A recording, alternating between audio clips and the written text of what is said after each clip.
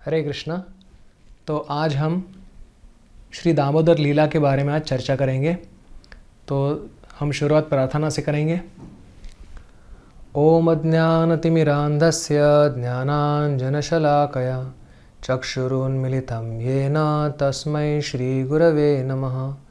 श्रीचैतन्यमनोभीष्टं स्थापितं येन भूतले स्वयं रूपः कदा मह्यं ददाति स्वपदान्तिकम्। जय श्री कृष्ण चैतन्य प्रभो नित्यानंद श्री अद्वैत गदाधर श्रीवासदि गौरभक्तवृंद। हरे कृष्णा कृष्णा कृष्णा हरे हरे, हरे राम राम राम हरे हरे। तो सबसे प्रथम हम श्री यशोदा मैया कैसे श्री दामोदर भगवान को ये दाम के बंधन से, जो उनके असल में प्रेम का बंधन है, उससे कैसे बांधती है वो समझने का प्रयास करेंगे। उससे पहले हम देखेंगे कि भगवान के बारे में जो अलग अलग संप्रदाय धर्मों में जो ज्ञान दिया जाता है वो कौन से स्तर पे है, उसकी क्या क्या श्रेणियां हैं, उसकी चर्चा करके श्रीमद् भागवतम में ऐसा क्या विशेष है जो भगवान के बारे में हमको एक विशेष प्रकार का ज्ञान देता है जो और कहीं भी उपलब्ध नहीं, वो हम देखेंगे। तो सर्वप्रथम अगर आपको किसी संप्रदाय में ऐसा कहा जाता है कि भगवान इस जगत के नियंत्रक है, तो अगर हम कोई गलती करते हैं तो उसका दंड देने के लिए भगवान बैठे हैं। तो ये बात तो सही है, भगवान तो दंड देते हैं गलत अगर कोई बर्ताव करता है तो उसका। लेकिन अगर केवल किसी का इतनी ही जानकारी उसको उपलब्ध है कि भगवान दंड करते हैं गलत चीज़ करने पर, तो उसके हृदय में भगवान के प्रति क्या भावना होगी, उसके हृदय में भगवान के प्रति क्या विचार आएगा, क्या उनका नज़रिया रहेगा भगवान को देखने का। तो अलग अलग संप्रदायों में, धर्मों में भगवान के बारे में वही एक भगवान है जिनके बारे में अलग अलग विश्लेषण या विस्तार में बताया जा रहा है। तो केवल हमको इतना ही बताया जाए कि भगवान हमें हमारे किए करावों का दंड देते हैं, तो भगवान के प्रति हमारी क्या भावना होगी। हमने देखा कि भगवान के प्रति भय की भावना होगी। केवल भय से हम भगवान को देखेंगे और हमारा संबंध भी भगवान के प्रति भय का रहेगा। चलो अभी मान लो कि कोई और संप्रदाय या धर्म में भगवान की व्याख्या करते समय और थोड़ा आगे जाकर बताते हैं कि केवल भगवान दंड ही नहीं करते, लेकिन हमारे सारे जो सृष्टि का निर्माण भी करते हैं। तो फिर भगवान के बारे में हमारे मन में क्या भावना उमड़ आएगी। तो वो भावना होगी आश्चर्य की। वाह, हमारे सामने जो सब दिख रहा है, पृथ्वी वायु, सबके निर्माता केवल एक भगवान है। तो केवल आश्चर्य की भावना मन में आएगी। जो भी अच्छा है कि भगवान के प्रति एक आश्चर्य होना चाहिए, एक आदर होना चाहिए, लेकिन उससे भी आगे जाकर क्या भगवान की कोई व्याख्या हो सकती है। तो कुछ संकल्पना के हिसाब से किन्हीं संप्रदायों में बताते हैं कि भगवान केवल ये दंड करता नहीं है, केवल शासन करता नहीं है, केवल निर्माण करता नहीं है, बल्कि पालन करता भी है। यानी कि हम जब हमको भूख लगी, भगवान हमको अन्न हमारे लिए उपलब्ध करते हैं। तो अगर ये आपको बताया जाए कि भगवान हमारे पालन करता है, केवल इतना ही बताया जाए, तो आपके मन में भगवान के प्रति कौन सी भावना उमड़ आएगी। तो वो भावना होगी कृतज्ञता की, कि बचपन से मेरी जो परवरिश है वो भगवान ने कराई, तो इसकी वजह से भगवान के प्रति वो भावना रहेगी। लेकिन क्या इससे भी आगे जाके कोई भगवान के बारे में कोई व्याख्या कर सकता है? तो हाँ, कर सकता है। अगर कोई बोले कि भगवान केवल पालन करता और निर्माता और शासन करता इतने ही नहीं है, बल्कि हमारे सबके सुहृद है, हमारे हितचिंतक है। जैसे भगवान कृष्ण स्वयं कहते हैं भगवद गीता में, सुहृदम सर्वभूतानां ज्ञात्वा माम शांति मृच्छति। अगर ऐसा कोई कहता है कि ये एक जानकारी हमको देते हैं भगवान के बारे में, तो हमारे हृदय में क्या भावना होगी? तो वो भी मैत्री की भावना होगी, हित चिंतन की भावना होगी। ठीक है, भगवान हमारा हित चिंतन करते हैं, हम भी वहाँ भगवान का हित चिंतन करते हैं। लेकिन उससे भी आगे जाकर अगर हमको बताया जाता है कि भगवान केवल पालनकर्ता, शासनकर्ता, निर्माता इत्यादि नहीं है, उसके अलावा, उसके बावजूद, उससे अधिक हमारे हितचिंतक भी है और हमारे अत्यंत प्रिय है, अत्यंत निकटवर्ती कुटुंबीय भी भगवान हो सकते हैं। तो अभी आपकी भगवान के प्रति क्या भावना होगी? तो वो भावना होगी प्रेम की भावना। तो श्रीमद् भागवतम हमको इस भावना से परिचित करवाते हैं। इसलिए श्रीमद् भागवतम में जो भगवान का वर्णन किया है उसको हम परिपूर्ण समझ सकते हैं। हालांकि बाकी सब ग्रंथों में जो भगवान के बारे में बताया है, सब संप्रदाय में, सब धर्मों में एक ही भगवान के बारे में बताया है, लेकिन आपका जो भगवान के साथ का संबंध है वो अधिक गहरा कैसे हो सकता है?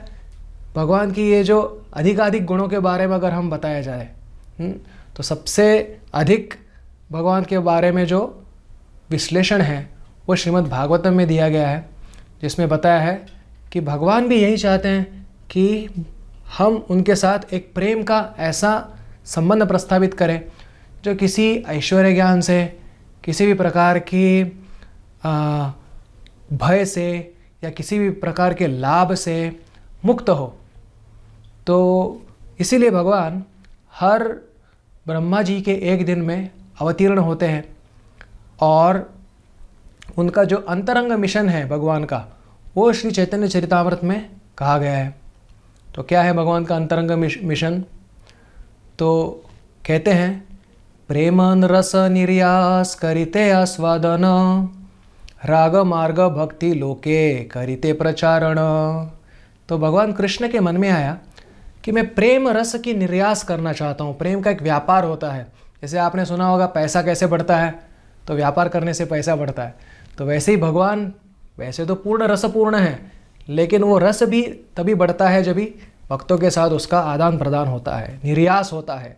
प्रेम रस निर्यास करिते आस्वादन।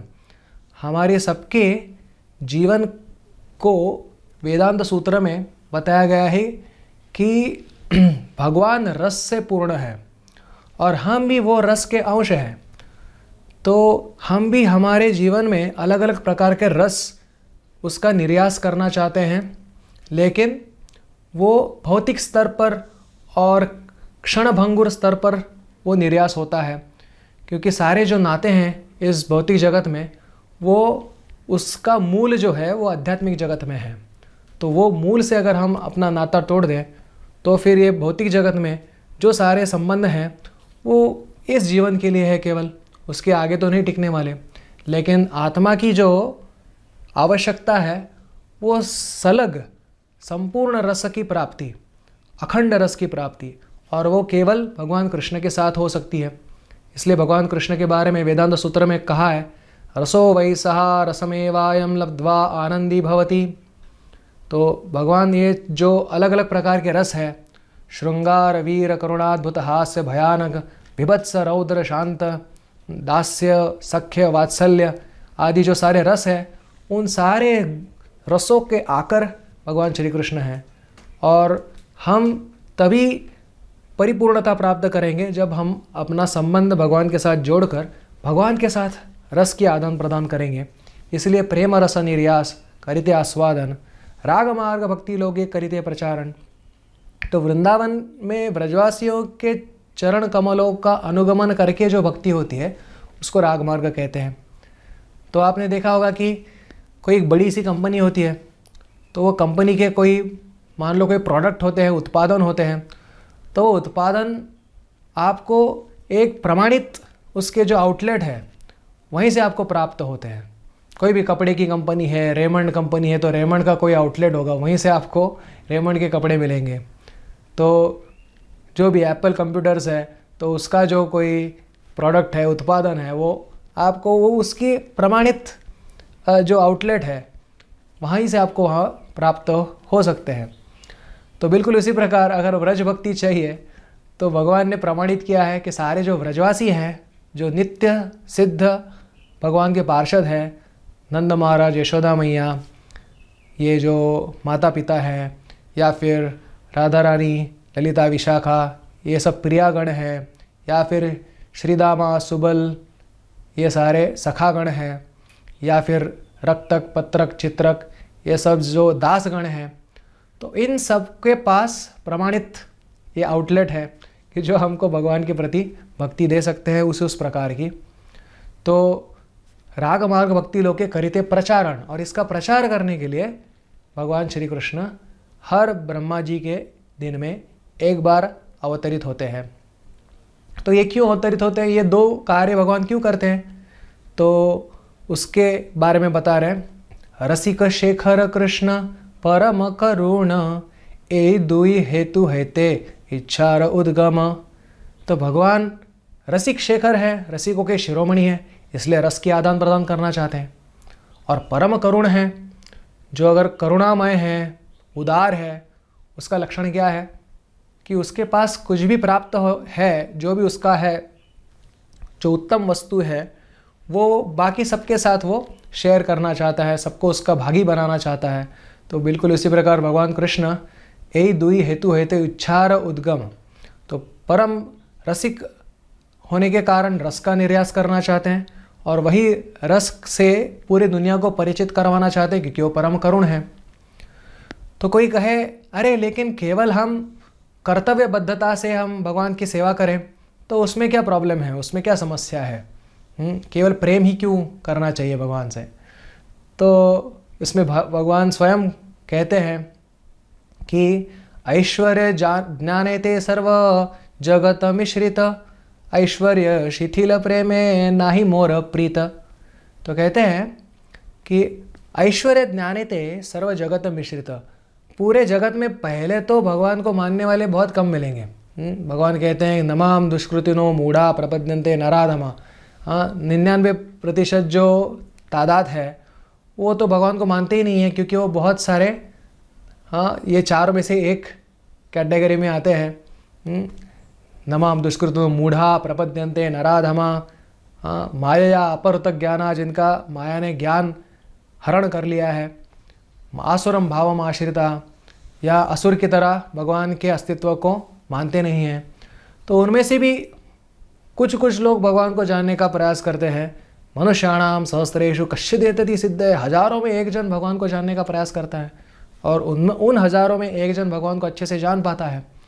तो ऐसे जो भगवान को मानने वाले हैं उसमें से भी ज़्यादातर, वो तो बहुत श्रेष्ठ है और धन्य है, लेकिन उसमें भी बहुत ज़्यादातर लोग केवल भगवान को ऐश्वर्य लीला में देखना चाहते हैं। जैसे हमने शुरू में कहा, भगवान को शासन करता, पालन करता, निर्माता, ये रूप में देखना चाहते हैं, लेकिन उससे भगवान की ऐश्वर्य शिथिल प्रेम नाही मोर प्रीत, उसमें भगवान की अत्यंत संतुष्टि नहीं है। संतुष्टि तो है अवश्य, लेकिन अत्यंत संतुष्टि भगवान की उसमें नहीं है।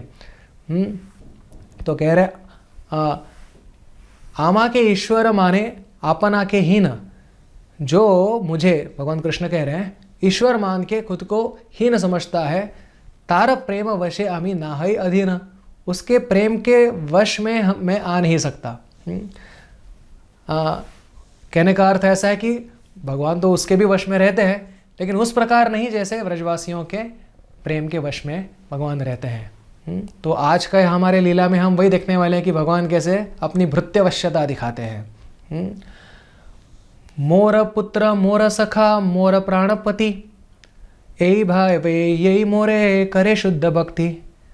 अभी दूसरी ओर वृंदावन में, व्रज में, मोर पुत्र कृष्ण को लोग कैसे देखते हैं ब्रजवासी, ये मेरा पुत्र है। मोर सखा, ये मेरा सखा है। मोर प्राणपति, ये मेरे प्राणों के प्रति है। तो इस भाव से जो मेरी शुद्ध भक्ति करता है, तो भगवान कह रहे हैं आपना के बड़ माने आमा के समहीन। स्वयं को बड़े समझते हैं। जैसे श्रीदामा सोचते हैं, अरे ये कृष्ण के पास क्या बल है, मैं तो ऐसे ही हरा सकता हूँ कृष्ण को। यशोदा मैया सोचती है, अरे ये कृष्ण का अगर मैंने लालन पालन नहीं किया तो वो बड़ा कैसे होगा, उसको शक्ति कैसे आएगी। तो अपना के बड़ माने अपना के समहीन, या तो सम मानते हैं या हीन मानते हैं, से ही भावे तार वशे हमी हई अधीन, तो उसके भाव के अधीन में हूँगा, ऐसे भगवान स्वयं कहते हैं। और ऐसे विविध विविध भक्तों के साथ मैं विहार करूँगा जब भी मैं ये भौम वृंदावन में प्रकट होऊंगा। तो ऐसे ही ये भगवान की भृत्यवश्यता जो गुण है वो ये लीला उसको सिद्ध करती है। ये जो दामोदर लीला जिसको हम अभी सुनने का प्रयास करेंगे, तो उससे हमको ब्रजवासियों के शुद्ध भाव के बारे में पता चलता है, उसकी गरिमा के बारे में पता चलता है, और अगर हम भाग्यवान हैं तो उसके प्रति लोभ भी हमारे हृदय में निर्माण होने की संभावना है। तो इसलिए ये लीला के बारे में हम अधिकाधिक, जैसे हमारे आचार्यों ने बताया है, उसके हिसाब से चल के सुनने का प्रयास करेंगे। तो ये लीला हुई कार्तिक मास में, और इसके कारण ये पूर्ण मास को कार्तिक मास कहा जाता है। तो ये पूरे दामोदर लीला जो हुई है वो दीपावली के दिन हुई है। तो श्रीमद् भागवत में दशम स्कंद में इसका वर्णन आता है। एकदा गृहदासीषु यशोदानंद गेहिनी कर्मांतर नियुक्तासु स्वयं निर्ममंथ दधी। तो एक बार गृहदासी यशोदा मैया के घर के सारी दासियां जो है वो दीपावली के कारण इंद्र पूजा जैसे अलग अलग कार्यों में नियुक्त थी, और उसके कारण कर्मांतर नियुक्तासु निर्ममंथ स्वयं दधी। यशोदा मैया ने सोचा कि अरे मेरा लाला तो सारे पड़ोसियों के पास जाकर मक्खन खाता है, तो शायद से उसको अपने घर पे बनाया हुआ मक्खन अच्छा नहीं लगता, तो इसलिए मैं स्वयं अपने हाथ से जो विशेष गाय थी, कहते हैं कि नंद महाराज के गौशाला में 9 लाख गाय थी, वो 9 लाख गायों में से जो 9 स्पेशल गाय थी, और वो 9 विशेष जो गाय थी उनके दूध से बनाया हुआ जो दही था उसको मंथन यशोदा मैया भी स्वयं करेंगी। तो कह रहे हैं कि यानी यानीह गीतानि तद्बालचरितानि च दधि निर्मंथने काले स्मरन्ति तान्यगायत। जो कुछ भी भगवान श्री कृष्ण की बाल लीला तब तक हुई थी, जैसे पूतना को मारा, जैसे शकटासुर को मारा, जैसे तृणावर्त को मारा, इन सबका जैसा उद्धार किया, तो वो सारी लीलाएं यशोदा मैया 24 घंटा स्मरण करती है। तो कैसे स्मरण करती हैं? तो उनको एक कविता का रूप देकर, एक गाने का रूप देकर उसको यशोदा मैया गाती रहती है। तो श्रील प्रभुपाद जी कहते हैं कि अगर हमको भी 24 घंटा कृष्ण को स्मरण करना है तो हम भी कृष्ण की ये लीलाएं उनका निर्माण कर सकते हैं, गीतों में उनकी रचना कर सकते हैं, या किसी गीतकार से उसको रचनाबद्ध कर सकते हैं, और जैसा हमको आता है वैसा हम भगवान की लीलाओं को गाने का प्रयास कर सकते हैं। ऐसा नहीं कि हमको बहुत अत्यंत निपुण होना है या निष्णात होना है, उसके पश्चात हम भगवान की सेवा करेंगे, ऐसे कोई आवश्यकता नहीं है, क्योंकि भगवान तो हमारी भक्ति देखते हैं। इसलिए पद्यावली में श्लोक आता है, व्याधस्याचरणं ध्रुवस्य च वयः विद्या गजेन्द्रस्य का कुब्जाया किमु नाम रूपमधिकं किं तत्सुदाम्नो धनं वंशको विदुरस्य यादवपतेरुग्रस्य किं पौरुषं भक्त्या तुष्यति केवलं नहि गुणैः भक्तिप्रियो माधवः। इसका अर्थ ऐसा है कि व्याधस्य आचरणम, व्याध का क्या आचरण था? वो धर्म व्याध करके एक महाभारत में एक व्यक्ति है जो उनके योगायोगवश, पूर्व संचित वश उनको एक शिकारी के घर में जन्म लेना पड़ा, लेकिन फिर भी उनका आचरण ऐसा शिकारियों की तरह प्रतीत होता था, लेकिन वो भगवान के भक्त थे, इसलिए भगवान को संतुष्ट कर पाए। ध्रुवस्य च वया, ध्रुव महाराज का वय क्या था? 5 साल की उम्र में उन्होंने भगवान को संतुष्ट कर दिया। तो वय भी कुछ मर्यादा नहीं लाता हमको हम भगवान को संतुष्ट करने में कोई बाधा नहीं ला सकता। विद्या गजेंद्र से का, अभी गजेंद्र जो थे उनकी क्या विद्या थी, वो तो हाथी के शरीर में थे, और हाथी की बुद्धिमत्ता क्या हो सकती है मनुष्य के सामने, तो फिर भी वो भगवान को संतुष्ट कर पाए। कुब्जा या किम नाम रूपम अधिकम, वो कुब्जा तो त्रिवक्रा थी, 3 जगह पे शरीर में उसको वक्र थी, तो वो भी भगवान को संतुष्ट कर पाई अपनी सेवा के मानसिकता से। तो रूप भी कोई लक्षण नहीं है भगवान को संतुष्ट करने में। किम तत् सुदाम्नो धनम, सुदामा के पास क्या धन था। भगवान को जब मिलने के लिए गए थे तो साथ में एक कुछ पोहे लेके गए थे, वो भी भिक्षा मांग के लाए थे, वो भी पका के नहीं लेके गए थे, ऐसे कच्चे ही लेके गए थे।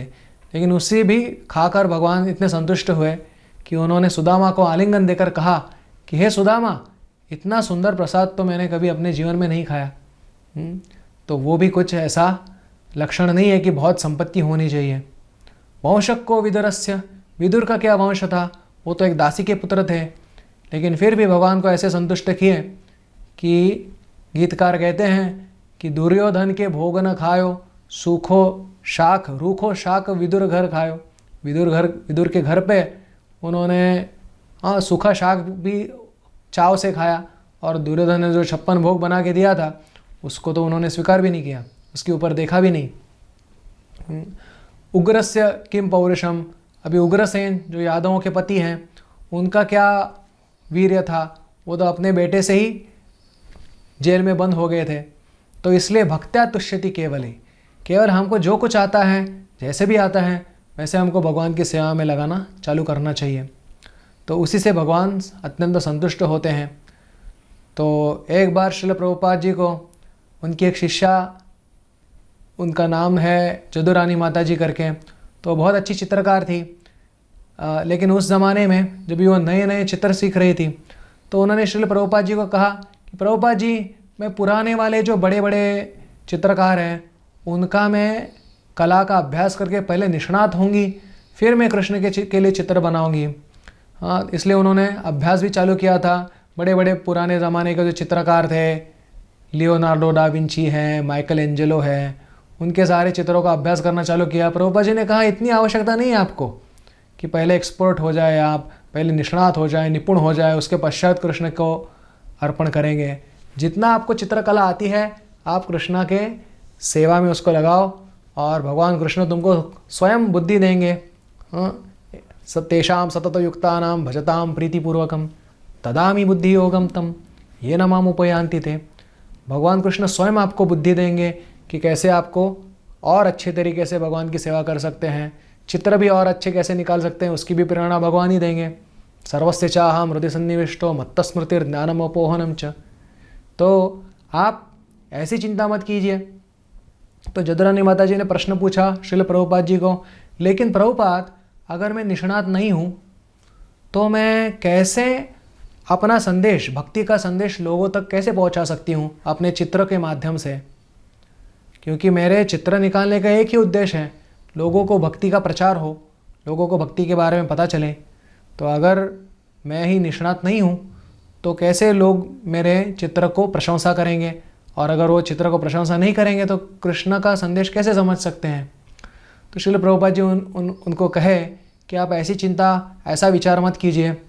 अगर आपकी शुद्ध भाव है, हृदय में गंभीरता से आप कृष्ण भावना को लेते हो, और एक सचमुच अच्छा भाव से, आप अच्छे भाव से भक्ति का प्रचार करना चाहती हो, तो सामने वाले व्यक्ति को समझ में आएगा। तो उन्होंने एक उदाहरण दिया कि जैसे मान लो कि आपके पड़ोसी के घर को अगर मान लो आग लग गई, और आपके पड़ोसी आपकी भाषा नहीं जानते हैं, कुछ और ही भाषा बोलते हैं, तो क्या आप वो पड़ोसी को अगवा करने से पहले क्या आप उसकी भाषा सीखने का प्रयास करोगे? पहले उसकी भाषा सीखोगे और फिर उसको जाके बताओगे कि भैया उठो, आपके घर को आग लगी है, आप सोए हो। आप तो जो भी कुछ आपको भाषा आती हो, जिस भी तरीके से आप उसको उस व्यक्ति को सावधान करने का प्रयास करोगे, और वो व्यक्ति भी समझ जाएगा आपकी भाषा। तो बिल्कुल इसी प्रकार आपको निष्णात होने की आवश्यकता नहीं है। जो भी चित्र आपको जानती हो उससे आप भगवत भक्ति का प्रचार करना शुरू कर दो, और जो व्यक्ति सच में भगवान की खोज में है वो आपका संदेश अवश्य सुनेंगे। तो ये सीख हमको, पहली सीख इससे मिलती है कि हमको अत्यंत निपुणता की आवश्यकता नहीं है, केवल भक्ति की आवश्यकता है। तो उसके पश्चात यशोदा मैया जब ये ऐसे मंथन कर रही है तो भगवान कृष्ण पलंग पे सोए हैं, तो वो सुनते हैं अपने मैया का आवाज़, और उनका हृदय, उनके ये भावना जागृत होती है कि मुझे अभी के अभी जाकर माता यशोदा का स्तनपान करना है। अपने आप भूख उनमें निर्माण होती है। तो इससे दूसरी सीख मिलती है कि असल में हम जब संकीर्तन करते हैं तो भगवान संतुष्ट होते हैं। हम कभी भी बुलाते हैं भगवान को तो सदैव भगवान तैयार है हमारे साथ आदान प्रदान करने के लिए। तो अगर हम प्रार्थना करते हैं तो बहुत लोग पूछते हैं क्या भगवान सुनते हैं? हमको कैसे पता चलेगा कि भगवान सुनते हैं? तो श्रीमद् भागवतम में एक बार ऐसा और एक घटना एक बार होती है जो आती है अगले अध्यायों में, जिसमें नंद महाराज को जब ही वरुण के जो सैनिक जो हैं वो लेकर जा रहे होते हैं यमुना में जब भी वो स्नान कर रहे हैं उसके पश्चात, और एक बार उनको एक अजगर निगलने की कोशिश करता है, तो उस समय उनके साथ के सारे जो गोप हैं वो ज़ोर ज़ोर से कृष्ण के नाम से चिल्लाते हैं, पुकारते हैं, कृष्णा कृष्णा कहाँ हो तुम, आओ नंद बाबा मुसीबत में हैं। तो वहाँ पे शब्द उल्लेख आता है, हमारे आचार्य लोग बताते हैं, कृष्ण उपश्रुत्य। उपश्रुत्य का अर्थ है कि नज़दीक से सुनकर कृष्ण वहाँ पे आते हैं। अभी कृष्ण तो अभी नंदगांव में रहेंगे, ये घटना घटी यमुना पे, तो यमुना और नंदगांव के बीच में कम से कम 25 किलोमीटर का अंतर है। तो ये कैसे हम जान पाते हैं, कैसे हम समझ सकते हैं कि कृष्ण नज़दीक से ये जो पुकार सुने? तो उसका विश्लेषण देते हैं हमारे आचार्य कि कृष्ण तो सदैव हमारे एक हाँक की दूरी पे है, एक हमारे पुकार की दूरी पे है। अगर जहाँ पे हम कृष्ण करके बुलाते हैं तो हमारे वो नज़दीक ही हैं। हाँ, इसलिए उपनिषदों में भी कहा है कि तद दूरे तद अंतिके, भगवान पास में से भी पास हैं और दूर में से भी दूर हैं। जो जिसका असुर भाव है, सेवा का भाव नहीं है, ऐसे व्यक्ति के लिए पास होकर भी भगवान दूर हैं। जैसे दुर्योधन है, शिशुपाल है, इन्होंने भी भगवान को देखा था। तो कई बार हमको प्रश्न पूछा जाता है कि अरे हमको भगवान को दिखाओ, लेकिन श्रील प्रभुपाद जी कहते हैं अरे भगवान को देखकर क्या करोगे? केवल दुर्योधन, वैसे तो भगवान को दुर्योधन और शिशुपाल ने भी देखा था, क्या उनका उससे कुछ लाभ हुआ? उल्टा उनसे ईर्ष्या जागृत हुई भगवान के बारे में। तो ऐसे जो शरणागत नहीं हैं, ऐसे व्यक्तियों के लिए भगवान पास होकर भी दूर हैं, और जो शरणागत हैं उनके लिए भगवान दूर होकर भी पास हैं। इसलिए उपश्रुत्य का शब्द का प्रयोग किया गया है। उसका अर्थ है कि पास से भगवान ने सुना, कृष्ण ने सुना, और तुरंत नंद महाराज को बचाने के लिए कृष्ण उधर उपस्थित हुए। तो ऐसे हमारी प्रार्थनाएं भगवान सुनते हैं। केवल हमारी प्रार्थना करने की देरी है। तो ये दूसरी सीख ये लीला से हमको मिलती है। उसके पश्चात यशोदा मैया कृष्ण को दूध पिलाने लगी, क्योंकि कृष्ण ने आकर दधी की मथनी अपने हाथ से रोक दी। तो यशोदा मैया को गर्व हुआ अपने पुत्र के चतुराई के ऊपर, तो उसको वो दूध पिलाने लगी। और उतने में उनको समझ में आया कि अरे उन्होंने चूल्हे पर जो दूध रखा था वो ऊपर आ रहा है उभर कर। तो वो तुरंत कृष्ण को नीचे रखकर दूध को बचाने के लिए जाती है। यहाँ पे कोई पूछ सकता है कि ऐसे कैसे यशोदा ने किया? कृष्ण को तो दूध पीने की उधर नितांत आवश्यकता थी, तो उसको रखकर ये दूध को बचाने क्यों चली गई? तो श्री विश्वनाथ जी ठाकुर कहते हैं कि यहाँ पे हम पोष्य पोषक न्याय प्रयोग में लाते हैं।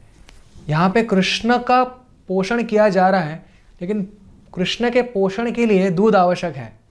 तो इसलिए दूध को बचाना यानी कि कृष्ण के ही बारे में हित का चिंतन करना ही है। तो इसलिए भगवान ही हमको ऐसे कभी कभी सामने कठिनाइयाँ रखते हैं कि जिससे हमको दो में से एक ही पर्याय को चयन करना होता है। तो उसमें से कौन सा पर्याय हम चयन करें, उसकी बुद्धि भी भगवान ही हमको देते हैं। श्रील प्रभुपाद जी लिखते हैं कि अगर हम अच्छी तरीके से हम कृष्ण भावना से भावित हैं तो भगवान ही हमको अंदर से प्रेरणा देते हैं कि कौन सी चीज़ पहले करें, कौन सी चीज़ बाद में करें। स्वयं भगवान कृष्ण ही उसका उत्तम उदाहरण प्रस्थापित करते हैं। जब ही नारद मुनि युधिष्ठिर महाराज का राजसूय यज्ञ का प्रस्ताव लेकर कृष्ण के पास आते हैं, उसी समय जिन राजाओं को जरासंध ने बंदी बना के रखा था, तो उनका प्रतिनिधि एक दूत वो भी कृष्ण के पास आता है और दोनों एक ही समय न्योता देते हैं। तभी कृष्ण के सामने दो पर्याय हैं कि नारद मुनि की बात सुने और युधिष्ठिर महाराज के राजसूय यज्ञ में जाएं, या फिर ये बंदी राजाओं का जो दूत है उसकी बात सुने और ये राजाओं को बचाने के लिए जाएं। तो उस समय वो उद्धव जी को पूछते हैं कि अरे मुझे क्या करना चाहिए।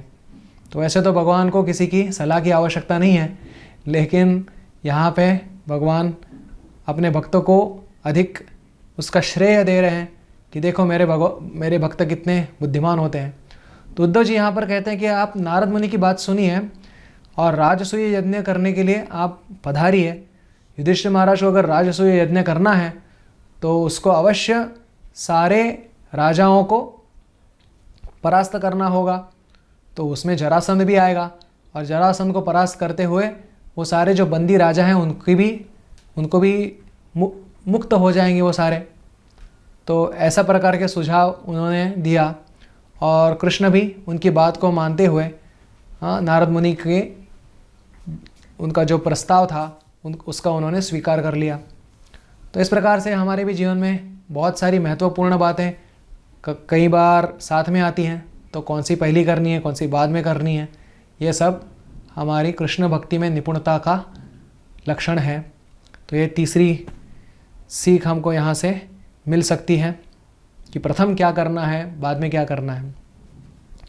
उसके पश्चात भगवान कृष्ण सोचते हैं कि अरे मेरी माता ने मुझे छोड़कर वो दूध को बचाने के लिए क्यों चली गई।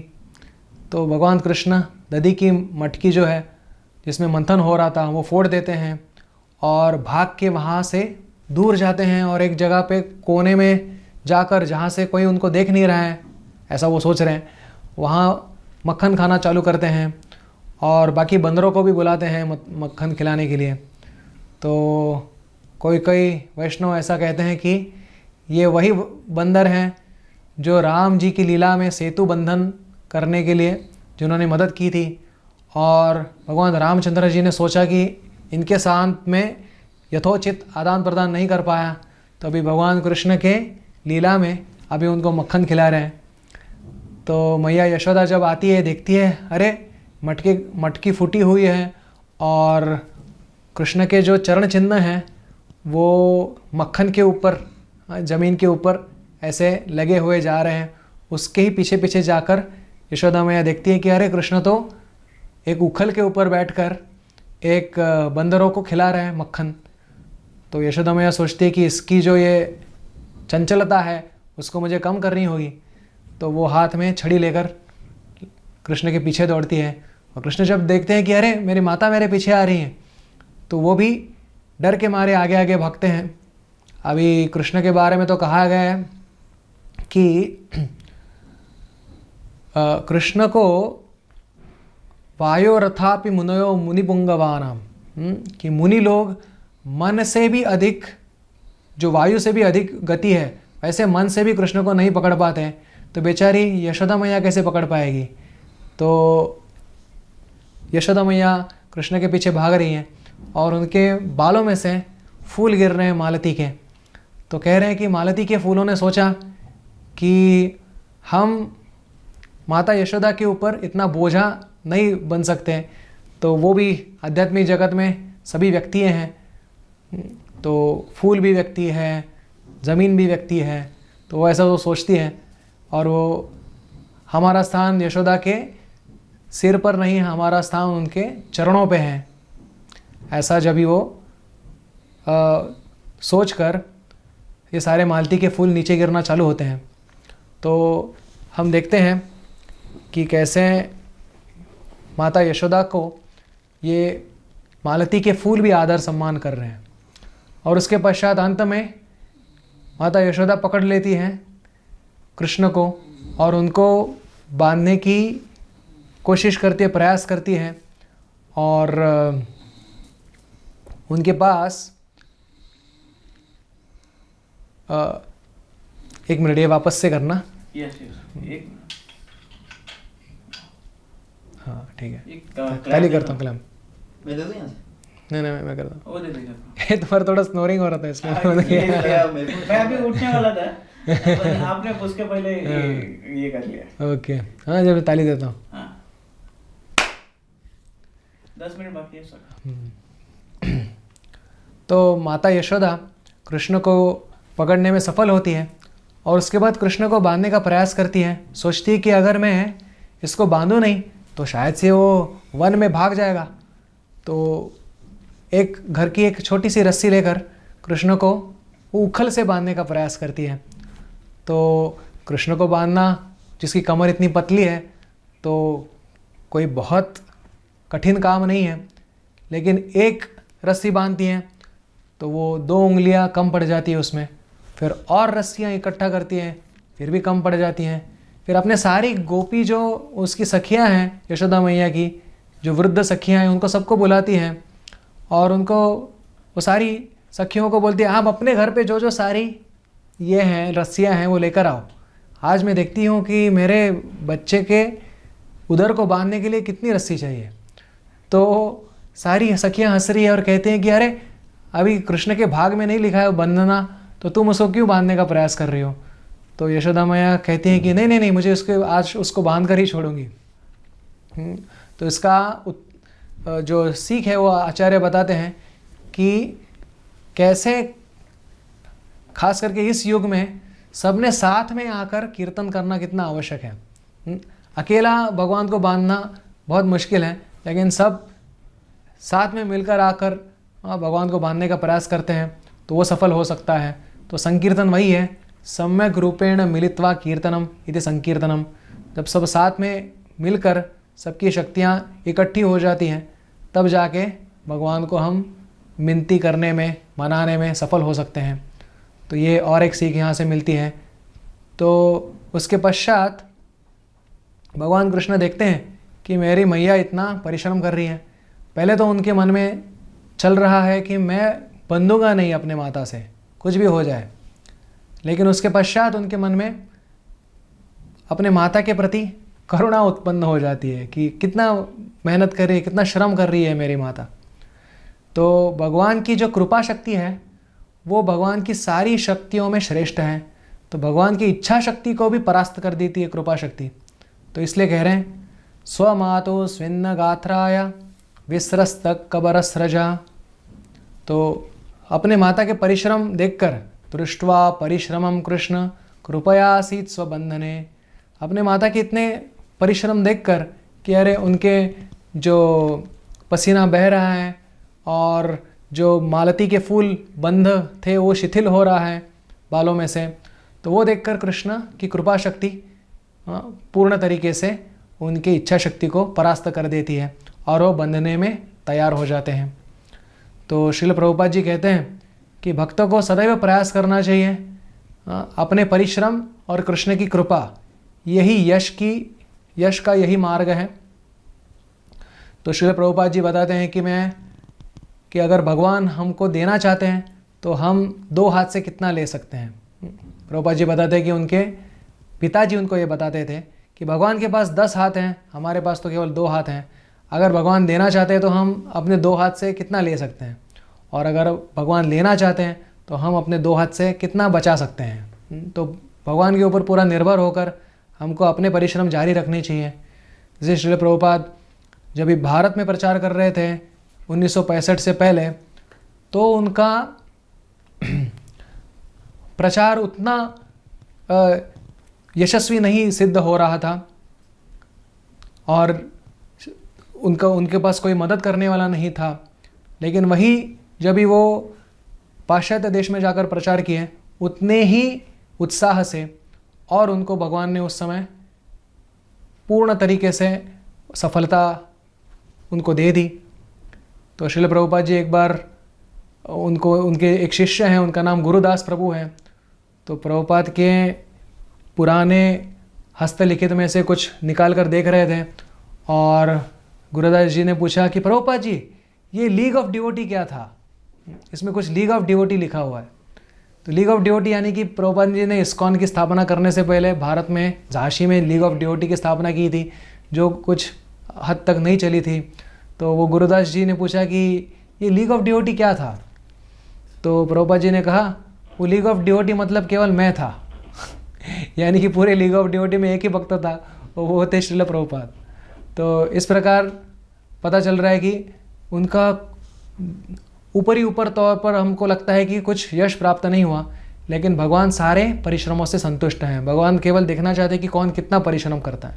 फिर एक दिन प्रभुपाद जी ने पृथ्वी का जो गोल है वो अपने भक्तों को लाने को बोला, और जहाँ जहाँ पे अपने अंतर्राष्ट्रीय कृष्ण भावनामृत संघ के केंद्र हैं, वहाँ पे उन्होंने उस निशान बनाए और बाद में कहा कि देखो, अभी अपना इस्कॉन तो ब्रिटिश एम्पायर से भी बड़ा हो गया। तो इस प्रकार से भरपूर सफलता उनको प्राप्त हुई केवल उनके परिश्रम को देखकर। कृष्ण अत्यंत कृपा बरसाए श्रील प्रभुपाद जी के ऊपर। और उसके बाद कहते हैं, एवं संदर्शिता ह्यंग हरिणा भृत्यवश्यता स्ववशेनापि कृष्णेन यस्येदम सेश्वरम वशे। जिनके वश में ब्रह्मा शिवा जैसे बड़े बड़े ईश्वर हैं, ऐसे अपने भृत्य के वश में कैसे आते हैं, ये भगवान कृष्ण ने सिद्ध कर दिया। और आगे कह रहे हैं, नेमं विरिंचो न भवो न श्रीरपि अंग संशरया प्रसादम लेबेरे गोपी यत्तत् प्राप विमुक्तदात।